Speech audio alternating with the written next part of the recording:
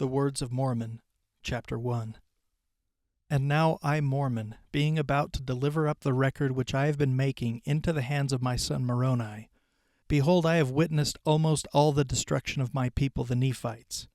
And it is many 100 years after the coming of Christ that I deliver these records into the hand of my son, and it supposeth me that he will witness the entire destruction of my people. But may God grant that he may survive them, that he may write somewhat concerning them, and somewhat concerning Christ, that perhaps some day it may profit them. And now I speak somewhat concerning that which I have written. For after I had made an abridgment from the Plates of Nephi, down to the reign of this King Benjamin, of whom Amaleki spake, I searched among the records which had been delivered into my hands, and I found these plates, which contained this small account of the prophets, from Jacob down to the reign of this King Benjamin, and also many of the words of Nephi. And the things which are upon these plates pleasing me because of the prophecies of the coming of Christ, and my fathers knowing that many of them have been fulfilled. Yea, and I also know that as many things as have been prophesied concerning us down to this day have been fulfilled, and as many as go beyond this day must surely come to pass. Wherefore I chose these things to finish my record upon them, which remainder of my record I shall take from the plates of Nephi, and I cannot write the 100th part of the things of my people. But behold, I shall take these plates, which contain these prophesyings and revelations, and put them with the remainder of my record, for they are choice unto me, and I know they will be choice unto my brethren. And I do this for a wise purpose, for thus it whispereth me according to the workings of the Spirit of the Lord which is in me. And now I do not know all things, but the Lord knoweth all things which are to come, wherefore he worketh in me to do according to his will.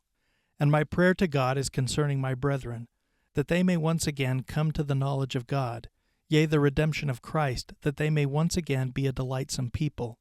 And now I, Mormon, proceed to finish out my record, which I take from the plates of Nephi, and I make it according to the knowledge and the understanding which God has given me. Wherefore it came to pass that after Amaleki had delivered up these plates into the hands of King Benjamin, he took them and put them with the other plates, which contained records which had been handed down by the kings, from generation to generation until the days of King Benjamin.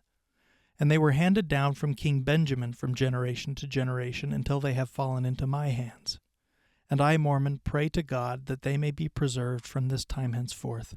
And I know that they will be preserved, for there are great things written upon them, out of which my people and their brethren shall be judged at the great and last day, according to the word of God which is written.